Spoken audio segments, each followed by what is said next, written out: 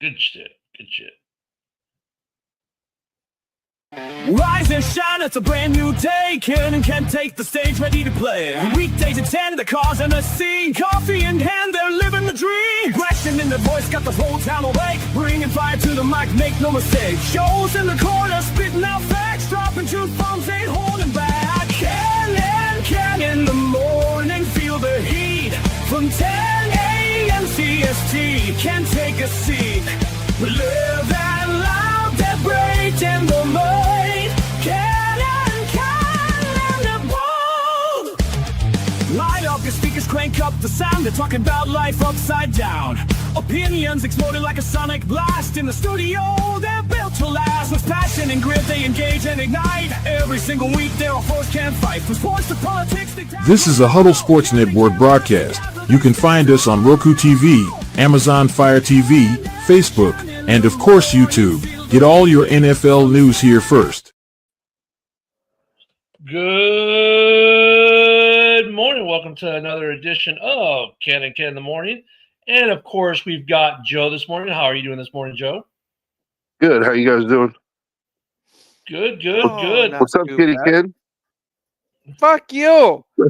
You don't get to say Kitty Ken, especially when your team don't even have more than what, 2 wins? Yeah, Wow. 2 wins. Man, you almost have as many wins as we do ties. Yeah. Hey, Joe. Joe, don't worry. I got. Wait, good morning, Fred. And Joe, I got your back. Hey, good morning, Kitty Ken. Yeah. Okay there, Ken the Lions fan. I was going to say, before Chicago went on that streak, you sure were touting the Lions chain. Well, yeah, man. because they were looking like the best team in football at the time. Then they shot themselves in the wee-wee like they've been doing all season. Hey, Ken. Ken, can you pull up that last comment? Hey, Ken, here's Fred for you. Well, Fred, you can kiss my ass tomorrow just like the Lions will. So let's talk about Thanksgiving. 3 good games. Look, I think this is the best Thanksgiving week slate we've had in a while as far as the Thursday-Friday combo. And at the beginning of the year, when we all looked at the schedule, people were like, well, I don't know how good of a Thanksgiving slate this is going to be. You know, it looks like it's going to be pretty good. I mean, you know, the Bears, though, you know, Bears-Eagles, everyone's like, okay, well, that'll just be a whatever game. Packers-Lions, people thought would be good. Chiefs-Cowboys, Bengals-Ravens. I mean, all 4 of these games are good. We'll talk more Packers-Lions today. We talked a lot about it yesterday because Ken wasn't here. But don't worry, Ken, we had you covered. We had Isaac here. So Isaac was doing everybody's taxes. Yeah, he was.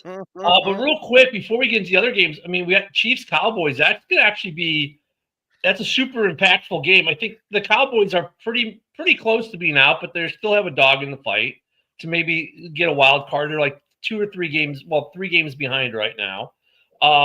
So they can like inch maybe a little bit closer. The Chiefs, if they lose, they're probably done. They'll be 6-6 at that point. They're probably done. The Cowboys would be 6-5-1 if they win, which that tie could get them in on a tie break depending on how they do the rest of the season. But this is a big game. Cowboys-Chiefs. Look at Cowboys just come off the big win on the Eagles. Right, down 21-0, come back and win. The Chiefs, you know, squeak past the Colts, who fell asleep in the second half at Arrowhead. That's going to be a good game. Yeah, and Fred, we're going to be getting blasted with it too. Pretty much Thursday night all the way till like Saturday night. We got a hell of a storm coming. Yeah, but this game's at Ford Field, so it doesn't really matter. So. The weather won't be a problem for that game, but look at Cowboys-Chiefs, guys. Big game. Yeah, I hope the Cowboys win, but I don't think the Chiefs are out if they lose. 6-6. I expect that they'll do that usual last 5 game of the year, run that they go on and end up 11-6, and they'll right in the thick of it because the refs won't allow anything else. They would have to basically win out, though, and I don't think they're going to win out. Let me bring up their schedule. I've said that before, and Patrick Mahomes has proven me, and the refs have proven me wrong. So, I mean, you're not wrong. You are not wrong. Let me pull it up here really quick. All right, so we got the Cowboys here this week. After the Cowboys, oh my God, no, dude, they're done. After the Cowboys, you ready for this one?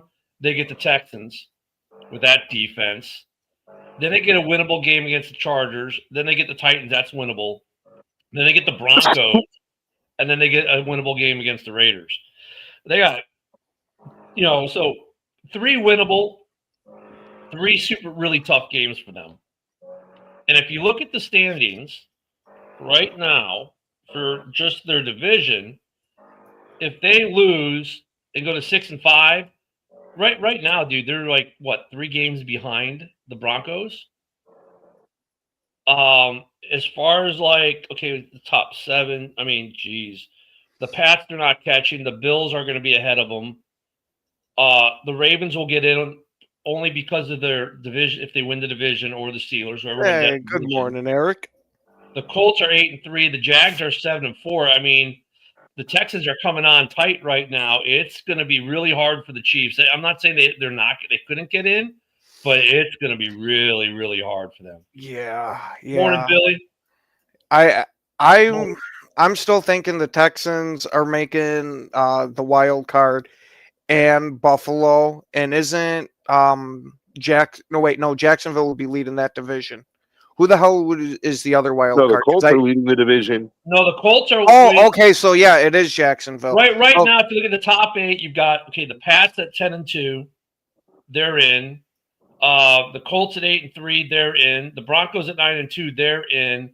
And the Ravens at 6-5. There's 4. So your next 3 would be the Bills at 7-4, the Jags at 7-4, and the Chargers at 7-4. They're your playoff teams right now. If the Chiefs lose and go to 6-6, they fall.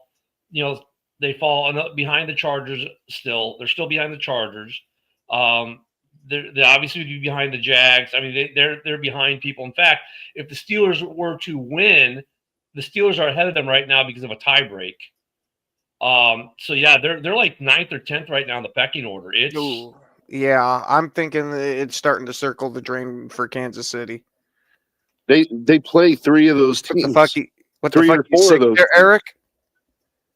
Hey, but they play 3 or 4 of those teams in their last 6 weeks. Like they do. They play the Chargers, they play the Broncos, they play the Texans. Like a win over each of those teams, all of a sudden changes things. Joe, why do you got to say these things? I know, Joe. You're not going to make it come to fruition like you've made other things come to fruition. No, haven't you learned not to make any type of predictions or statements on this show? No, the only predictions that come true are when I say I'd like to see how blank comes back from an injury, and those seem to come true. But dude, I'm telling you, like the NFL wants Kansas City in it, dude, and unfortunately, like and plus, even take the refs out of it. Kansas City has been this way for a couple years now. They start really slow, and then by the end of the year, they're hitting on all cylinders, and they go into the playoffs hot. It's just unfortunately the way that they run. So I just wouldn't be surprised. Like I think they'll beat the Texans. I think they have a good chance to beat the Chargers. They lost to the Broncos by a field goal, like in the first game. So it's not like the Broncos kicked their ass. Like it's not unheard of. And I think that one was in Denver. I think their next game is in Kansas City. Can you look that up, Ken? I'm sorry. What you want me to look up with KC? The KC Denver game I think it's in Kansas City. Oh yeah. Hold on. Let me go back. And Erica, I'm sorry to hear you're fucking sick. Hopefully you feel better soon. And yeah. So the Chiefs are at the Cowboys Thursday. At home against the Texans. At home against the Chargers.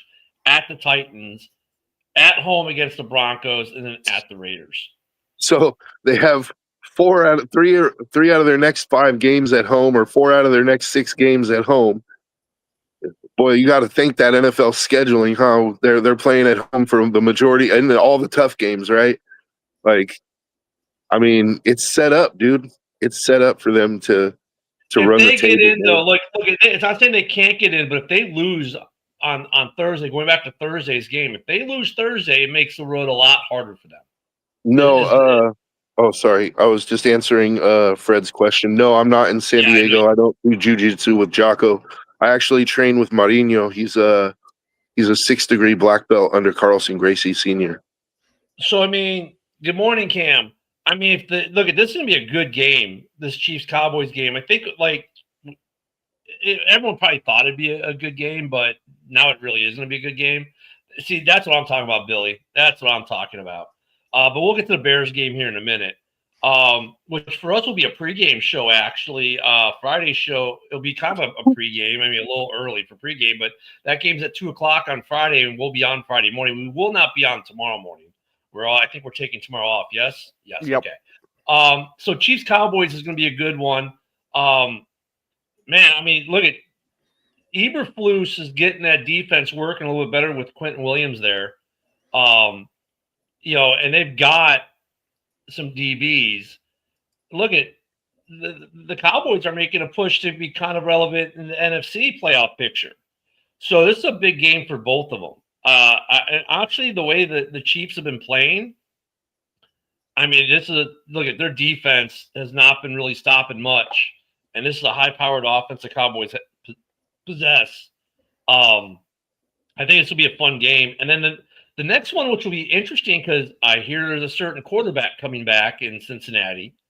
The Bengals and the Ravens, man, since that they got healthy against the Bears, have been on a run, and they are now in first place in that division. Yeah, boo Eberflus. I agree with you, Billy. Yeah. But I mean, a serious Bengals question, though. Oh, sorry. I was going to ask a serious question about that game, like about the Ravens-Bengals game. Do you put Burrow back in there? Like, honestly, Flacco's been playing pretty well for you.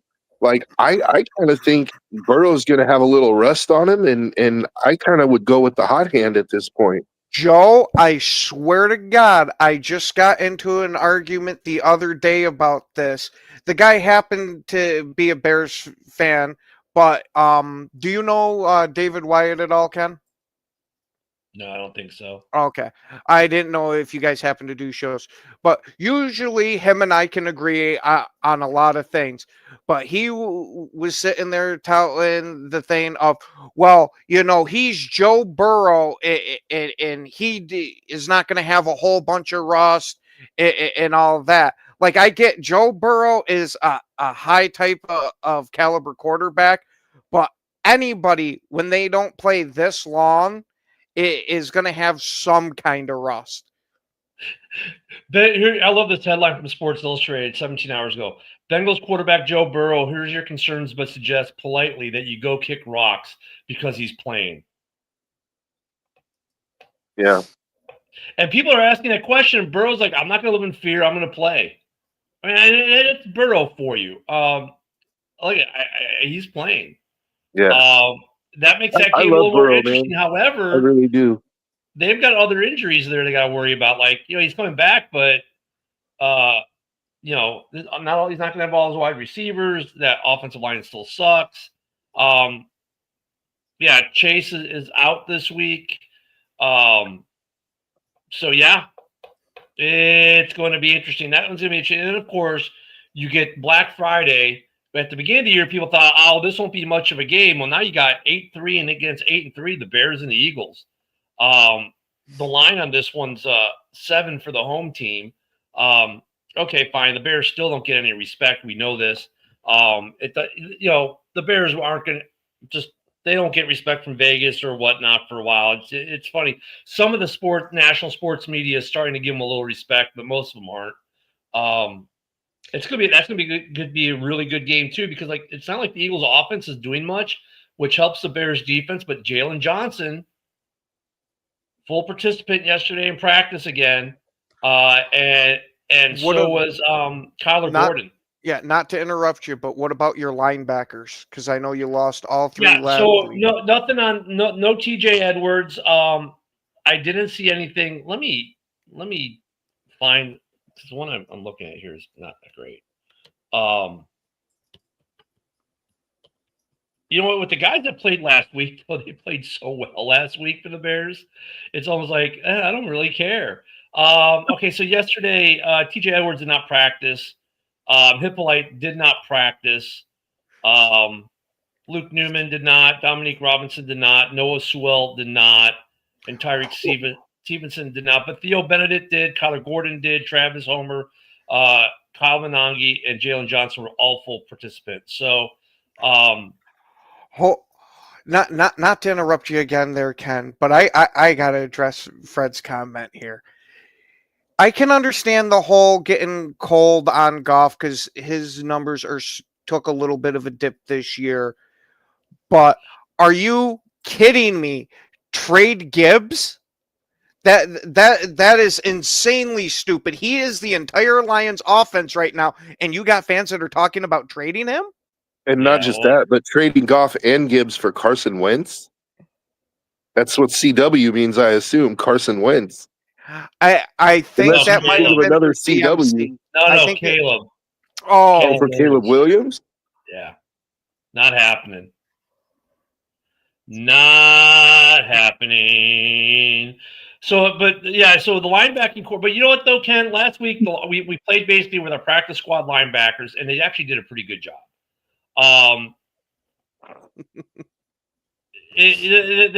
Let's see. Yeah, okay. Sure, Eric. They got lucky. That's right. When the Bears win. See, but look at Eric. Eric just exemplifies, don't take this the wrong way, Eric, 'cause I don't mean this in a bad way towards you. But Eric exemplifying right there the stupidity of the national media when it comes to the Bears. Oh, well, they got lucky. Okay, so they've won 8 games. Oh, they got lucky 4 or 5 times. Okay. Sure. I can understand getting lucky in a game. A game is lucky. You get lucky winning a game. Like, okay, you could say the Washington game. They got lucky with the bungled snap, right? That led to the fumble. Okay, you could say, oh, they got lucky that game. But you can't say they got lucky for 4 or 5 wins. I mean, one game is luck. Multiple games is something else. But you know what? At this point, Ken, I would just point out sometimes it's better to be good. Yeah, sometimes it's better to be lucky than good. It's like whatever it is, don't change the stew, bro. Like whatever you got cooking in the pot, don't change it, dude. Like it's working right now, you know. If it's luck, fucking call me leaping leprechaun, dude. Like I wish the Raiders were that lucky. You know what I mean? The Bears defensive and the back end of the Bears defense, man. The 3 top interceptors in the league are Chicago Bears. Think about that, right? And now you're getting Jalen Johnson back. Oh, by the way, his replacement for the season so far, yeah, he's number 1 in the league in interceptions. A guy we got off the practice squad in Minnesota. So yeah, don't break what's not broken, right? There you go, Billy. We'll get lucky and win the Super Bowl. I guess that'd be luck too, right? If that were to happen. I think that's classified as a miracle under a first-year head coach. Look, you know, I don't think it's ever happened to a first-year coach. That's what I'm saying. Is I can't remember a time that a first-year head coach won it. But I mean, look, the defense, while it's been problematic, it's a weird defense. They're number 1 in takeaways, but we're like terrible everywhere else, it seems, for the most part. Red zone efficiency, defensively, we're not terrible. We're not the worst, but we're kind of in the middle of the pack. But we give up tons of yards and tons of points, unfortunately. So, yeah, I mean, the Eagles game, though, their offense isn't exactly doing a lot of great things. And if the Bears are plus on turnovers, they win every time. Mm-hmm. So this is going to be real tough for them. But yeah, it's going to be a good test for both teams because the Bears' offense is beatable in the league.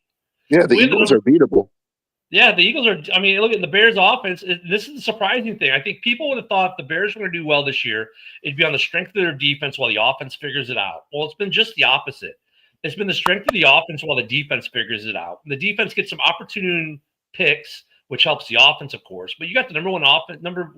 They're top 2, top 3 offense in the league right now. 2nd in the league in rushing, which is I love it because Bears fans are always, man, we got to get the rushing game going. Like, dude, we're 2nd in the NFL. What are you talking about? We're 2nd in the NFL in rushing. What are you talking about? Get the rushing game going. That's the one that absolutely shocks the ever-living hell out of me. I would have never expected Bears to be number 2. I wouldn't have expected them to be in the top 10 with it this year. Now, maybe next year, absolutely. I could give the argument to that. But unfortunately, I got to give credit where credit's due. Ben Johnson has implemented his offense, and it's becoming a running offense. I think it's a hasn't- combination of things. It's Ben Johnson, number one. He has a creative run game. We saw it in the Lions with the Lions. Like, he has a very creative running system. Number two, the Bears really went out and attacked the offensive line this year in the offseason, and those pieces that they got are paying off. Like, they have depth at the line now, and so I think both of those things are combining to create the success you're seeing. Billy's comment right here, man, like, if we're getting healthy defensively and they can finally, because here's the funny thing, Ben Johnson has not implemented the full playbook yet. They're still learning the playbook, right? He's like, dude, we're not going to be playing our best football till sometime in December. I believe him, because everything else he's saying is kind of coming to fruition. Defensively with Dennis Allen, he has not implemented the full playbook yet. In fact, he said the problem is his personnel. He hasn't been able to implement his playbook as he wants to yet. We can start getting guys back healthy that he wanted to implement this playbook with. Look out! Like, I think we talked about the nickel corner yesterday being such an important piece for Detroit, for Green Bay. It's just as true for Chicago. And when C.J. Gardner-Johnson came to Chicago, that defense upticked, and there's no secret why, because he went to the nickel corner and was able to nickel blitz and stuff like that the Bears haven't done most of the season. Why? Because Spidey's been hurt, right? We've had no Kyler Gordon. We had him for like 2 games. In those 2 games, we did a lot of nickel blitzes, and he had great games. And then he got hurt. We weren't doing it. Then we bring Gardner Johnson. Now we're nickel blitzing again and doing stuff with the nickel. And we're bringing up, and it's not just him. It also affects I hate when I brain fart in the morning. It will affect Stevenson, affects everyone, because now you're doing different corners and safety blitzes that you don't do without your good nickel there. So getting those guys back, and then if we get our linebackers back, fine. And offensive line, I mean, Joe, you hit on the head. Like, dude, we've started 3 different left tackles this year, and all 3 left tackles have been really, really good for Chicago. One's on the IR. Now we're going between Theo and Hippolyte. And then Luke Newman came in last week at right guard, and there was no drop-off. So, like, the offensive line, you got to giving Poles some credit for not only the investing in the line as far as free agency, but the guys he's drafted to the line, they're all paying dividends this year. So that offensive line, they went from worst to, like, top 3 again. I mean, so you're talking about an Eagles team that has a really good defense. This is a good test for that defense, and it's a good test for the Bears' offensive line, because we haven't, faced a super, super good defense. Like I would put Philly right now in the top defenses in the league, right? The way they've been playing. This will be a great test for Chicago Friday. But this is a game I don't think anyone runs away with it early, but the Bears are clicking on offense, and that Eagles defense just can't stop them. They go to first 2 or 3 scripted drives and score and get touchdowns early. If they can get touchdowns early, like 2 or 3 touchdowns early off the scripted stuff, and they can stop the anemic Philly defense, then, dude, that's a recipe for success for the Bears. If you can score a couple of touchdowns on that Philadelphia defense, that's going to be a hell of an accomplishment, because we have seen how good Philadelphia's defense is this year, especially after that trade where they got, I forget his name, but the guy they got from the Dolphins there. Yeah, he has been massively impactful for them. What makes them tough is they've got a good pass rush and they've got a good secondary. I mean, they've got what the Bears had last year, and Bears should have this year. Now, look for the Bears defense, and we're sleeping on their defense because everyone's so excited about the offense. But Montez Sweat's been getting 2 sacks a game for the last 3 games.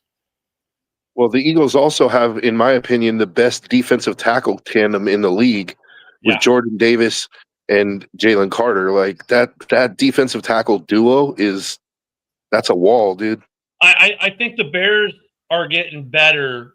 If Booker keeps progressing, the way he is, I think you might be talking that way about Booker and Montez Sweat here eventually. The interior, like Grady Jarrett, it was great to hear his name called on that deflected pass last week that effectively ended the game. Jarrett's been getting at it, but you know what, though? We haven't seen as much as Dexter Gervin the last couple of games. If these guys can all put it together, that defense, the Bears defense, if they get healthy, like it's really like Billy said, will be a team you don't want to face in the playoffs just because of the offense. But then if the defense is getting healthy and getting better, oof. Yeah, and Fred, it Oh. doesn't seem like Love's shoulder is really going to limit him much. Yeah, there's some bias in your view, Jay, and that's fine. I mean, the Bears will not get respect in this division or by the national media. I don't care if we win 13 games, they'll still say, oh, the Packers were better, the Lions were better, until they win some playoff games. Because they'll be like, oh, well, it was just luck, this, that, and the other. The Bears, look at, as a Bears fan, I'm used to us not getting respect from the division and from the national media. It's just par for course being a Bears fan. It really is. In fact, being a Vikings fan, it's the same way. Lions fans, you were just now starting to get some respect from the national media over the last year and a half or so, but it took like a good almost two and a half seasons to get it. The Packers get it just out by default because they were the best of the worst for like 3 decades. I was going to say, we barely would get it. Even when we had Aaron Rodgers, granted, they would kind of talk about us in the national media, but they seem to pass over the whole North. They do. As a group, when you would have the years of Green Bay being 13-3, and they would still be talking about them like they're just kind of there. Like, what more do you want them to do? Type of shit. I mean, look. So I got a question for you, Ken. Bearkin. What's up? I mean, I know that every fan base has its delusional fans, right? But for a grounded Bear fan, right? For somebody who's realistic, like, what would it take for a grounded Bears fan to be satisfied with this season? Like, is it going, if they got to the divisional round and they lost, would you consider, would a grounded Bears fan consider that, like, would they be disappointed, or would they be like, dude, we had a great fucking season? I mean, considering we won 5 games last year, right? I would say that right now, most grounded Bears fans like, okay, we've already won 8. We're 8-3. This is a successful year. This is already a successful year. Now we're playing with house money at this point. That's kind of how I look at it too. Like, you've already pretty much doubled your win total almost, right? Right, but there's one caveat to that though. Like right now, yes, I think this year shows that Ben Johnson is going to be the guy. We know that it looks like Ben Johnson is going to be a good head coach in this league, not just a good OC. His offense is working in Chicago. I think, though, the other piece is we got to beat Green Bay at least once, or it's not successful.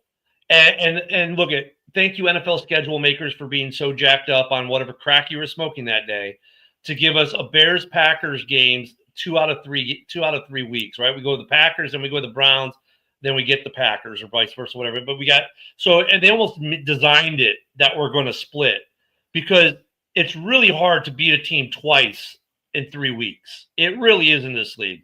Even if you're the best team in the league and they're the worst team in the league, it's still really hard on that second go around. So if you win the first game, your chance of winning the second game are a lot harder for whatever reason. Advantage goes to the team that lost the first one, because you don't have, as a team that won, you're like, okay, how do I attack this differently? You don't fix what's not broken. Let's just work to beat them. And you try to add some wrinkles, but what can you add? The team that lost has a whole bunch of stuff that they can change, So usually the team that it happens almost every year. You get guys, divisional foes that meet in the playoffs. Well, hey, Team A has beaten Team B twice already in the regular season. They beat them in week 3 and then in week 17, and then they lose the playoff game because they just faced them in week 17. So it's really hard. So, but for a grounded Bears fan, this is already a successful season. I think beating the Packers, though, even if let's say that's the only game we win the rest of the year, right? And we finish with 9 wins, but we beat the Packers, successful season. They'll be bitching and griping about a collapse, not making the playoffs to a degree, but they'll be like, but look, successful season. And Caleb grew. We saw like the offense grow. The defense needs to get better, and that would be a fair assessment. Now, if the Bears can win 3 or 4 more games, which they can on this schedule, right? I mean, they can win Friday. They should be at least Green Bay at least once. They can beat the Browns. The Niners will be tough. And look, if they can beat Detroit in December, late December in Chicago outdoors, oh, yeah, they could beat Detroit. So, they could finish with 10, 11 wins, win the division. Chicago will be going out of its mind like we did when we had Matt Nagy in 18. The difference would have to be then no matter what happens in the playoffs, next season, it's going to be incumbent on Ben Johnson to do what Matt Nagy did not do. Remain innovative, right? Be able to adjust the team to keep them at a level. And the Bears would have to, grow defensively, and that means they're going to have to do some stuff in the draft. They're going to have to draft some defensive players because obviously the injuries are an issue with backfills a little bit, and they're still going to have to draft some offensive linemen. But really, I don't see any cap casualties. You could have cap casualties, even though I think they'll find a way not to. I think all the three guys that we said were on the bubbles cap casualties are all going to be here next year. Swift, Kmet, Edwards will all be here next year. You might see some restructuring of contracts, but so they're on the right track. So, now the delusional Bears fan will be like, well, we didn't win the Super Bowl. It's a bust year. No. I don't know, Broski. What do you think? What would you call this year a success for Chicago already if we did nothing else but maybe beat the Packers one time? Well, first of all, good morning, gentlemen. I heard Joe mention grounded Bears fan. I was like, well, it's time for Broski to call in. There you go, buddy. And what Ken was saying, I agree with most of it. Really, it's like, so before the season, you guys heard me. Like I said, 8 or 9 wins would be amazing. Like that would be like a huge step in the right direction, most likely for the entire organization. So you got a first-time head coach who's, first-year head coach of the Bears, a young quarterback, you know what I mean? And it's like 8 or 9 wins. Like I look at it like we're playing with house money right now. Mm-hmm. So, let's say the Bears only win one more game than the rest of the way, which I think they'll win more than that. But, that's still a 9-win season for a guy who it was his first season ever as a head coach. First time coaching the Bears with a young ass quarterback with a defense who, I give the defense credit because we've been starting literally like 4th, 5th, 6th string. There isn't even a 6th string, like pulling guys up from the practice squad off the streets, starting at cornerback the whole season. Like we're starting like McLeod and like Nahshon Wright at like nickel and cornerback sometimes. And it's like, dude, really? So I'll say this, but Broski, when you say Nahshon Wright, you have to admit he leads the league in interceptions. He is definitely he's most likely getting a contract now. Like that kid, the kid finally got his aha moment and has figured it out. He shut down DK Metcalf last week. Yeah, I was gonna kind of keep going with what I was saying though. See, I look at him different. Like I don't think he's that good. Honestly, I think he gets burned just as much as he gets an interception. So to me, he'd be like a good backup player. Like if you're like, hey, he's your backup player, like a backup cornerback, like I'd be like, okay, cool. But yeah, the Bears also, they've been just playing like, with that just literally backup secondary, backup cornerback room. So I got to give them credit for hanging in just for that. Hopefully they get these guys back in the next 2 weeks. Jalen Johnson, Kyler Gordon. Hopefully they get TJ Edwards back at some point. Edmonds seems like he might be out longer. Yeah, he's out for 3 more weeks. Yeah. What's the injuries on the linebackers? Okay, so TJ Edwards has a hand/hamstring issue. Hippolyte has a shoulder issue. Dominique Robinson's on concussion protocol for the 3rd week now, by the way. Noah Sewell's an elbow because he had that funky brace thing on for a while. Yeah, so to kind of put it in perspective, Ken, it's like TJ Edwards has missed, like, what would you say, Bear Fan Ken, like the last 3 games? This is going to be like his 4th in a row? Yeah, between Edmonds and Edwards, we've only had both of them together, I think, for like 1 game. Exactly. Like that, yeah, that's another thing to consider. They've only played like a limited amount of snaps together on the field together this entire season. So, and now you see Edmonds is out, and he was one of the league leaders in interceptions or whatever as a middle linebacker or outside linebacker. Top 4. Yeah. So the Bears have 3 in the top 4. He's the 3rd guy. Now, I mean, you've been missing these guys, and Noah Sewell's not good. Like Noah Sewell plays hard. He plays with heart. He's definitely just a inside or middle linebacker. He's a good backup. yeah, I was Yeah, going to but say from what I've seen from him, I've liked him, but I've only seen a couple of Yeah. games out of him. It's one of those things. I really like analyze this shit. Like when I watch it, like Nashawn Wrights and Noah Sewell's, and I'm like, they both play with heart. They're both not bad. They're both truly backup quality, talent level, production level players. Like I'll add to what Broski's saying. Right now, they're both great. They're showing to be phenomenal backups moving Preston and Judy. They're getting the job sure. done. What I want them to be my full-time guys starting next year, I probably would want Edmonds and JJ back. However, that being said, these guys are still young and progressing. So they've got they got a little bit of a ceiling yet to climb to get better. Nashawn Wright, I'll say this with Nashawn Wright, like I do Tyreek Stevenson. Sometimes these guys, as corners, get unfairly called out for being burned on when the Bears are in a zone and that ball goes over their head and dropped in the soft spot in the zone because they're where they're supposed to be. So we as fans go, oh, well, he got burned. The guy was where he's supposed to be. The quarterback and the receiver did what they were supposed to do and found the soft spot in the zone. That's them beating the scheme, not the player. But we attribute it to beating the player. But Nashawn Wright is a great backup for JJ. I don't think he's going to get a contract from the Bears. It's not going to be a monster deal, but he's going to get a nice little pay raise next year. He'll probably make $3-4 million, right? And he'll be a great backup for Brisker and JJ. And that's a good thing that's come out of this Bears defense this year is we're getting these guys who weren't supposed to be playing at all. And now they're playing. And so when you get your guys back and healthy, you've got a strong one because these are your starters, right? And now you've got really good backups that you can rotate in that helps with your starters as far as durability or keeping fresh legs throughout a game, especially in the fourth quarter where the Bears have suffered and they haven't had those fresh legs as much. And going into next year, what are you drafting? Well, you're still going to be looking for an edge because Booker hasn't gotten there yet, even though, Montez has come on. You're probably looking for an edge, but you're drafting linebackers and cornerbacks. That's what the Bears are drafting next year. And you're going to draft offensive linemen because you should draft offensive linemen every year at some point to develop. So Ken, I am 1,000% with you on that drafting offensive lineman every year. Well, and maybe interior defensive lineman as well because Grady Jarrett's not going to be here forever. Yeah. How old is Grady Jarrett? This was his 11th season. So he maybe has a year or two, maybe 3 left in him, depending. But like this year, like he's come on lately with Montez, like he had the blocked pass that basically ended the game this week. But I've heard his name in game calls more and more lately. In the last couple of weeks, I had all year, but now I'm not hearing Dexter as much.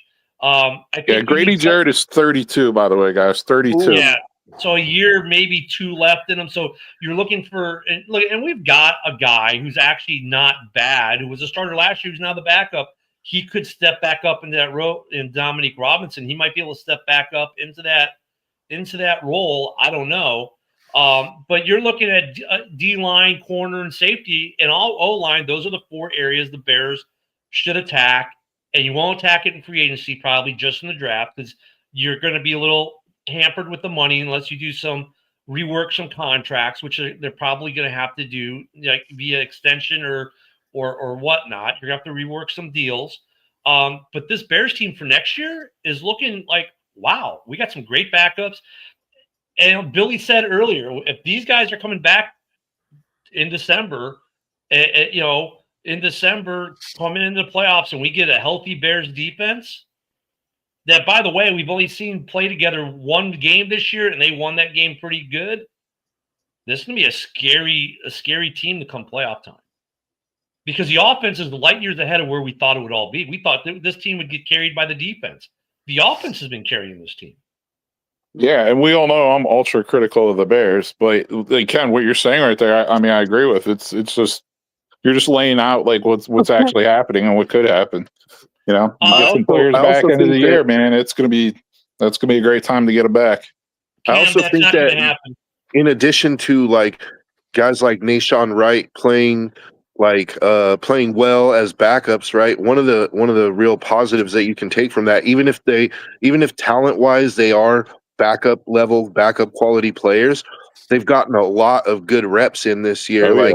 And that's the thing is you want your backups to have time playing so that, like, because you can have a really talented guy, but if he hasn't played at all, he's still got to make his mistakes, like. So I feel like that's really, it's ended up being a good thing for the Bears because you've gotten your backups time without it costing your team, like, you know what I mean? Without it costing you wins. Both worlds. Now, let me address what Cam just said about DJ Moore being a cap casualty offseason. That won't happen. Let me tell you why. His cap for next year is not bad. It's $23 million. However, if they were to cut him or move him pre-June 1st, you go negative $7 million in cap space and take on $35.4 million in dead cap.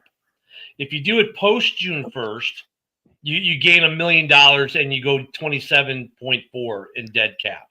So really, there were only three guys who were looking like they could be cap casualties, and that'd be Cole Kmet, was one, DeAndre Swift was another, and Tremaine Edmonds. But all of them have played well. I don't think the Bears.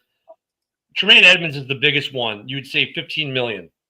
However, you can do other things. You can extend. You can. Let me look. If I real quick, and on a restructure, Tremaine Edmonds won't save you any money on a restructure. However, you can save $16 million on a restructure with DJ Moore, $10 million on a restructure with Montez, $7 million on a restructure with Jalen Johnson again, almost $8 million with Joe Thuney, $7.3 million. Well, actually, Deo and his $20 million cap hit, you might be able to save all of it if he's on the PUP IR for the season next year, and now you've saved your cap money. So there are other things the Bears can do. And Ken, like, to kind of go along with that, it's like you look at those three, players you named: Cole Kmet, tight end; Swift, running back; and then Edmonds, like middle linebacker. So it's one of those things, man. It's like we already have a Manon guy at least. We already have a Loveland at least. If Edmonds goes, like, dude, we don't have a middle linebacker. Let's draft a stud. Let's use a first-round pick and get a fucking, you know what I mean? Let's just get like a world beater middle linebacker. The Bears need another one of those big time. Go get another Urlacher. No, you don't want another one of that. No, you don't want another. I'll take two.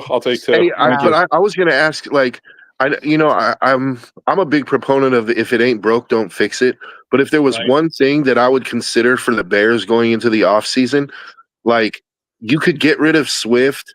And like, you could save money. He's already like potentially a cap casualty. I think I would go get another running back. Like, if you wanted, you could go get Jeremiah Love from Notre Dame. I mean, can you imagine the 1-2 punch with Jeremiah Love and Manon guy? Well, I mean, like, but I don't like Love. For what we pay Swift, he's actually. I didn't think you would, Broski. Swift never likes the top guys. We call it. Well, Swift is actually a value signing at this point for his contract for what he's producing. Is actually his value is right spot on. Mm-hmm. I mean, you could do that, sure, but I mean, like, honestly, I'm talking about getting younger at the position. Like Swift and Kmet, like, I think you keep them because Kmet helps Loveland. Loveland helps Kmet. Swift and Monangai, there's your 1-2 punch. It works well. If it's not broken, don't fix it. I agree with Broski. Like, look at you. We may keep Edmonds, but then still draft that rookie a first round. I think in the first round we'd go more at edge, and the second round you're looking at a linebacker. So you're probably going to keep Edmonds because of that, right? And don't forget, you got this year's draft pick still. You're working through like Hippolyte and those guys. You if you can afford to keep those three guys, and you can keep this team intact as far as what you've got under contract for next year. So look at for next year, you've got 40 guys signed right now to the active roster. There's going to be a cap space bump. You're probably going to get money back from Dio because he's going to be on the PUP, on a physically unable to perform list for probably, and then you're not going to activate him off the IR, right? So you're going to save all $20 million off of him for your cap, right? So now you're at $22 million and you haven't done anything, and you're going to get another $40 million, and you're going to get 7 guys in the draft. And you're going to sign some $1 million players here or there, some league minimum guys to be backups, or to be, on that back end. the Bears you're actually looking pretty good. And we all know the cap has not really been an issue for any of these North teams because they all run the cap really well, and there are ways you can work around it. So, like, if I'm the Bears, dude, I'm keeping all of them if I can. And the only reason you get rid of any one of those three guys is out of you have no choice and you can't, and you're hamstrung and you cannot do anything else. But I know that you don't think it's going to happen, Ken. I understand that, but I just kind of want to walk the dog on this one because, like, to me, it's an interesting prospect, and of course, we're speaking hypothetically here, right? If you could keep Swift and draft that rookie running back, I think you would keep Swift because he's a proven commodity, right? And the rookie is not. And then you've got 1 year of Swift under contract, and then you can let Swift walk at the end of the contract year, and then you're still set up. So you can look at it either way with that. Now, Yeah, and honestly, I don't see first round running back talent this year. I see, or at least something I would spend like a first round pick on. You know, I'd rather go after a middle linebacker in the first round based on the players. I wasn't saying to get a first round running back. I was just saying to get a running back that you could pair with Monangai and have two young guys on their rookie contracts. Sure. And that's what I'm saying. Draft one, maybe fifth round, sixth round, something like that. Tight end, it could be the same kind of thing. It's like we have 11, so we can draft a tight end fourth, fifth round, and we'll be fine. You know what I mean? Something like that. Next year, Swift's last year of his contract. It's the last year of Kmet's contract. You can keep both of those guys and still draft guys behind him in the third, fourth, fifth, sixth round, whatever. They're going to be dirt cheap that you'll have on there for depth, right? Mm-hmm. Because the Bears need a third tight end. They don't have a third tight end under contract next year. Now, granted, the entire safety room needs to be re-signed because none of them are under contract for next year. But like I said, you're probably saving $20 million from Deo because he's going to be on the PUP, and they're not going to activate this guy off the IR. I don't think. I think he's done as a Bear, unfortunately for him. But and look, he just didn't perform as a Bear. I think business decision wise, I think the Bears make this guy never comes off the IR next year, and he quietly gets released. Yeah, it costs the Bears nothing. So that's good for the Bears business side, or costs them very little. But I think you'll see you won't see Bears fans are going to be upset because in free agency, I don't think the Bears are doing much of anything. They're not signing anyone. Unless they're dirt cheap. They're not going to be super active. They're going to hope to hit on their draft picks. That's for sure. Yeah. I agree. Hey, Broski, what don't you like about Jeremiah Love? Because every Notre Dame game that I've watched this season, he looks like a freaking superstar. First of all, Notre Dame doesn't play anybody, so he's not playing good comp. And in college, it makes such a huge difference. The competition level you play, like it's a huge range. You know what I mean? Like a huge range. So, I mean, I don't know, man. I can get into some college breakdowns or something. Maybe some other time it would take a little bit, but I'm not saying I don't like them. It's just I wouldn't use a first round pick on them. You know what I mean? I think that's more what I'm saying. That's all. Like Drew Dahlman for the Bears, if you give him an extension, you can save $8 million next year. You can save $7 million on an extension with Cole Kmet. I mean, there's there's tons. There's tons of things you can do. Well, that's for 25, 26. There we go. There's a ton of things you can do next year. Look, if you extend Montez Sweat, you can save $15 million. You can save $17 million by extending DJ Moore, $10 million by extending Edmonds, $9 million for Jonah Jackson. $8 million for Dahlman. Jalen Johnson, you can save $11 million by doing extensions. $12 million if you extend Tooney, which might not be a bad idea. Grady Jarrett, $10 million, but I don't think that's going to happen. That's another big one. Kyler Gordon, you extend him, you can save $7.3 million. Now, granted, this year with the injury concern, you might say, well, why would they do that? But if you look at the cap savings these guys could have, it makes some sense. So that's what I'm saying. Like when we think about the cap spaces for teams, dude, there's so many things that teams can do with that. Look at the perfect example. I haven't even said it yet. Look at New Orleans Saints before the season. Like, how the hell do these guys even have a cap? And they have like $20 million cap now. Whereas we're like, there's no way they're going to be cap compliant. Mm-hmm. Yeah, I was going to say, remember the breakdown that we did before the offseason? Yeah. There was no logical way that they were going to be able to. The thing that massively helped them that none of us foresaw was Derek Carr retiring. Is that massively saved? I Dude, almost they've called him got David. That's why I had to pause. $9.1 million in available cap space for this year right now. And we thought there's no way they're even not beating another negative 8.5 million next year. But they're So that means they'll have about 50 in cap space by the time it starts. Yeah, well, more than that. I mean, I agree with what Broski said. Like, we're not going to. Bears will not spend a lot in free agency. You might get some cheaper guys. Not someone's going to fans are going to go, oh my god, we're signing so and so kind of guy. There'll be some small signs, but they're going to rely heavily on the draft. And I don't see anyone. I don't see any cuts coming. You might see some. Now, look, if they do some extensions of that and also free up some money, and there's a really good linebacker available, maybe, or an edge, but I think the Bears fans expect to be like the Lions were last year, not spending a lot of money in the offseason. You know who is going to be spending money this year? The Raiders. Oh, yeah, the Raiders. But the Raiders have like 100 and something million in cap space already. Oh, that reminds me there, Joe. Have you heard? I'm assuming you have, but have you heard the controversy surrounding Geno Smith now? What, that he flipped off a fan?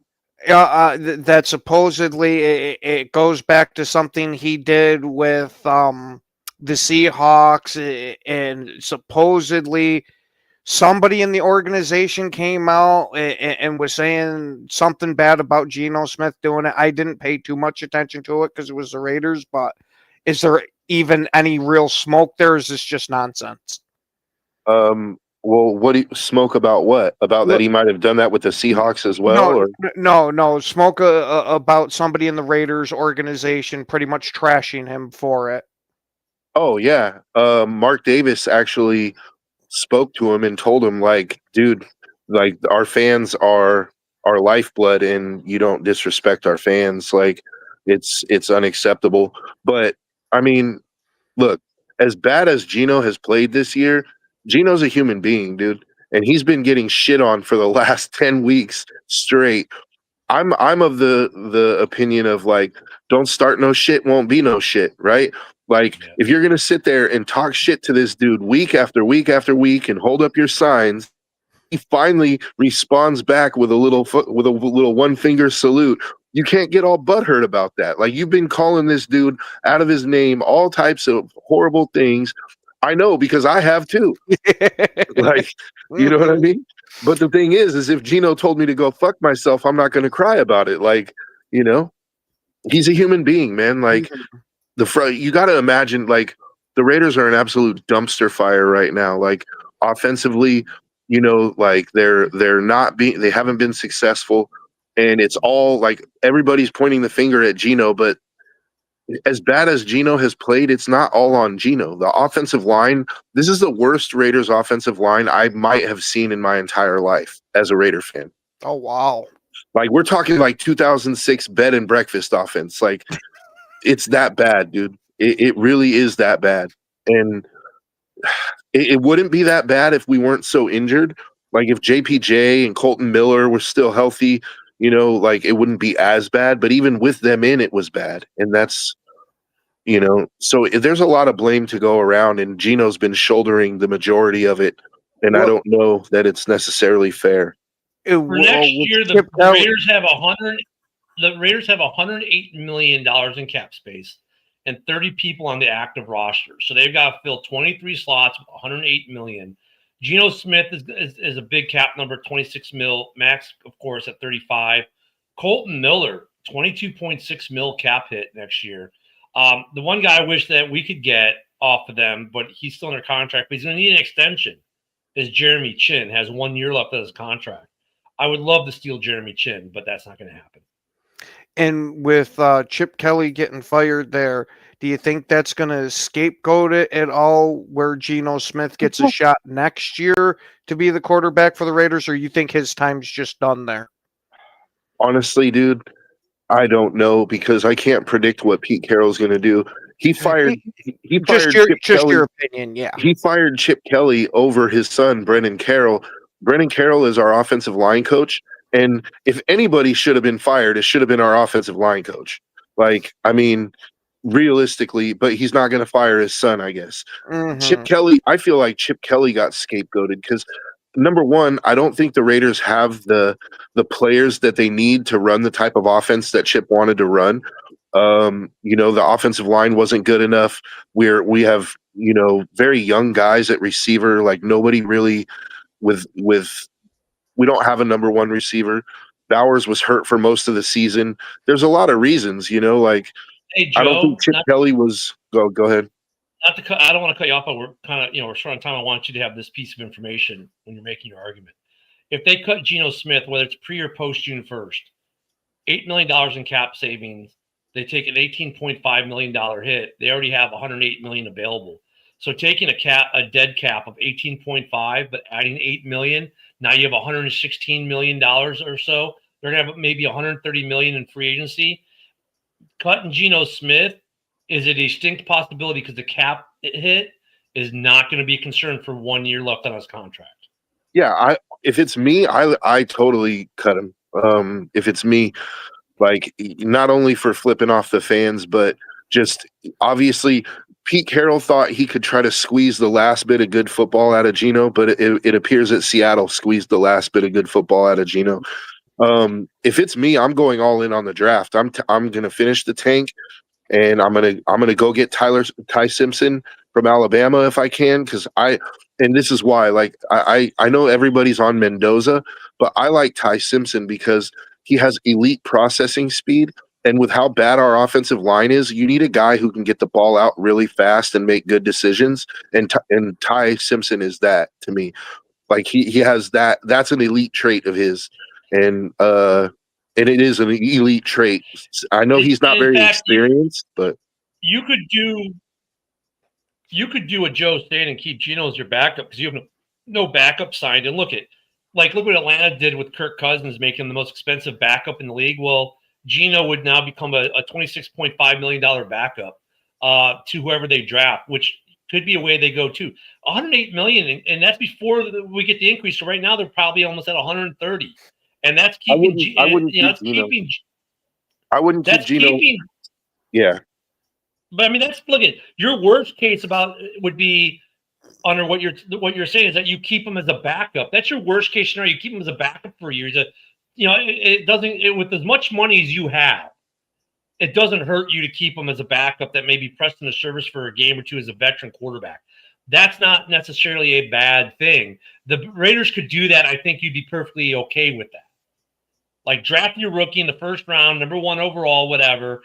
Geno just becomes a high-paid backup for a year and is a good veteran presence to teach the young man about life in the NFL, but he'll never see the field. Not for me. For me, I don't want Geno anywhere near our new quarterback. Like, I don't want him teaching him anything. I would go out and I would find an old veteran like Case Keenum or somebody like that who, who has a good mind for the game and have him play and teach the rookie. And then towards the end of the season, give the rookie some reps. I don't disagree with you on that, but here's the problem. You want a guy, you'll have no quarterback in the room who's been through the system. Geno's at least been through the system, is in the system. Now, but that system's going to change. Yeah, you're going to have pretty much a new system, so maybe you can negate that, my own argument there. But it's going to be interesting to see what the Raiders do. They've got so much money, and I'm sure they might look at it. I hate to say this, but you could trade Max Crosby and just load up on number ones and just rebuild, because Max Crosby, you're going to waste him at this point. By the time you get good, Max is going to be getting ready to retire. Like it sounds bad, but you might want to trade him to a team like Chicago, who will give you 2 number ones for him and maybe some other stuff, and a team that's looking to be ready to win now. And Detroit fans are salivating because they know he likes Detroit. But to be honest with you, it might be a good move for the Raiders organization to look at making that trade to move on from Max Crosby and get him to a team that's in a window. Because by the time the Raiders get back to a window, might be a little late for Max Crosby. And it's hard because Max is the Raiders. Max is 28, though. They're not going to be good until he's 31, 32 at the end of his career. Max is in his prime right now, ready to win. Yeah, but we've seen teams turn it around in a year or two. Like, I don't think it's going to Not take without 4 doing an if they overhaul. hit on their draft picks and with the cap space we have. The main thing is hitting on the quarterback. Like, if the Raiders Well- can if they can get a guy like Ty Simpson and he pans out, like, you know, Well, we'll I have to think they talk could be about good that in the- Friday because we have Yeah. 10 seconds up before JB goes on. So, guys, enjoy your Thanksgiving from us at Ken and Ken in the morning. Have a great Thanksgiving. Enjoy football. We'll be back here Friday morning for what will be pregame for the Bears-Eagles. We'll see you all Friday. Have a great Thanksgiving, everyone. Happy